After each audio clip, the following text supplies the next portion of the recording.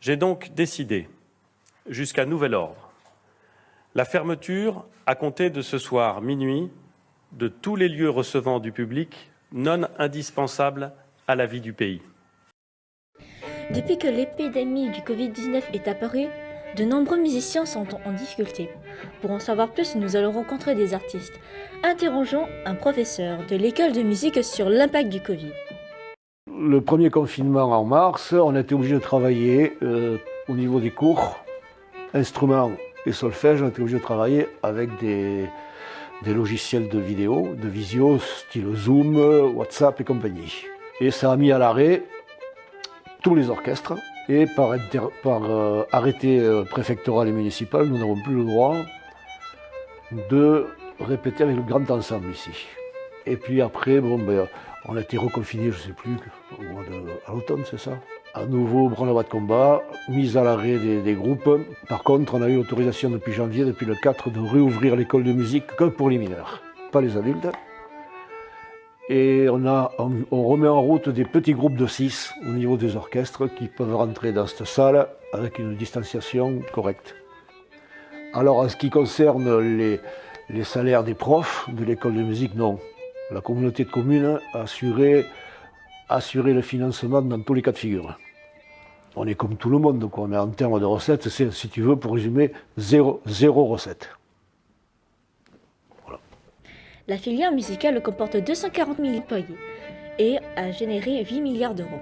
Mais le Covid-19 diminue cette somme à la moitié. Avec la crise sanitaire, j'ai perdu beaucoup de concerts, beaucoup de mariages également, parce que je faisais des mariages sur Paris, ou des concerts pour les scolaires aussi à Bordeaux, c'est tombé à l'eau.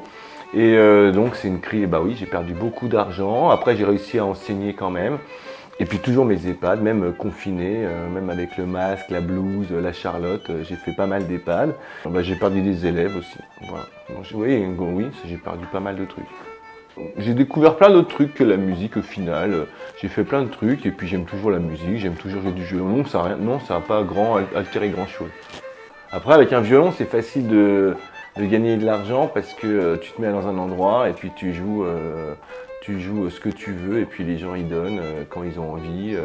Comme je suis musicien voyageur, je me balade beaucoup et ça a changé, c'est maintenant avec les règles sanitaires, des fois tu n'as pas le droit de te mettre dans une ville et sortir ton violon et jouer, tu te fais sortir par la police. Donc, mais sinon j'ai pu jouer, j'ai fait plein de terrasses. J'ai perdu de l'argent mais je me suis débrouillé on va dire. Depuis le début de la crise, moi j'ai été impacté vu qu'une semaine avant le confinement, j'ai enregistré mon disque, je suis rentré en studio et j'ai pas pu sortir mon disque, j'ai pas osé, vu que je pouvais pas faire de concert, j'ai pas osé sortir le disque encore.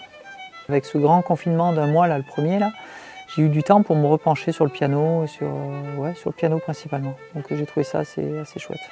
Il n'y a pas eu de vrai impact. Il y a juste sur l'économie du disque, puisqu'il n'est pas sorti, puisque je ne peux pas encore aller le proposer aux gens en live, je ne l'ai pas sorti, donc voilà, je suis en attente. Pour l'instant, il n'y a pas vraiment d'impact à mon niveau.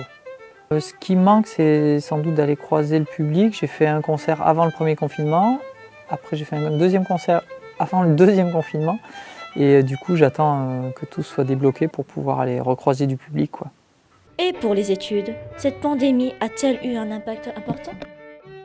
Ce qui a beaucoup pêché durant cette crise sanitaire, c'est surtout la motivation pour travailler, le moral et même la façon de travailler.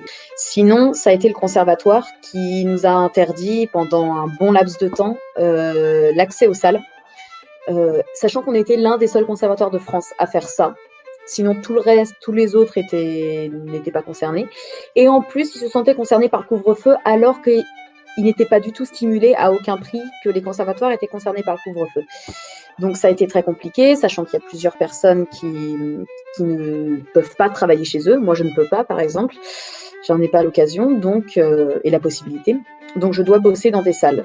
Clairement, c'est juste une passe difficile, une passe compliquée de la vie, mais clairement, ça n'a, en aucun cas, ça ne m'a fait diminuer ma passion pour le chant ou la musique, pas du tout. ça me l'a limite renforcée. Donc non, du tout, vraiment, j'adore toujours autant la musique. Il faudrait limite me greffer un casque sur les oreilles tellement je passe du temps à en écouter de la musique, donc du tout. Malgré cette pandémie, nos artistes ont changé leurs habitudes, mais leur passion est restée la même.